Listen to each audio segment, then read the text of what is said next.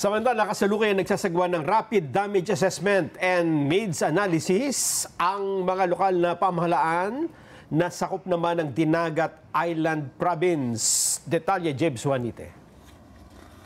Maraming hapon. Kasalukuyang nagsasagawa ng rapid damage assessment and needs analysis o RDANA ang mga lokal na pamahalaan sakop ng Dinagat Island Province. May mga gusali ang nasira at natumba ng mga puno sa pananalasa ng Bagyong Tino.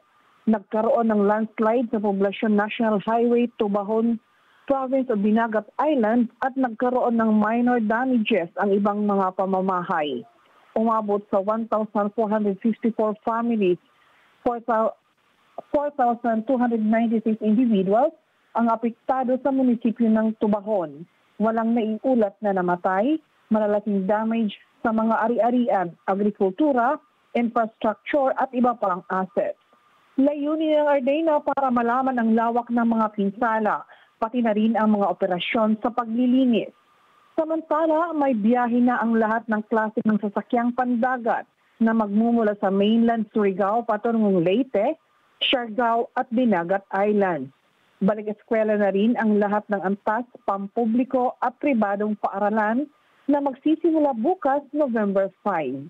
Patuloy ang road clearing operations na pinangunahan ng Provincial Engineering Office at Department of Public Works and Highways. Maging ang repair ng mga service provider para sa ilaw, tubig at telekomunikasyon ay patuloy pa rin sa mga oras na ito. Jade Suwanite para sa Ganang Mamamayan. So Ate James, mabilis namang naayos kasi bukas balik eskwela yung mga bata. Yes, Jen. Ayun. Pero may mga lugar na yung may mga nagkaroon ng minimal na mga landslide ay ongoing ang road clearing operation. Ayan. Sige Ate James, ingat kayo dyan ha.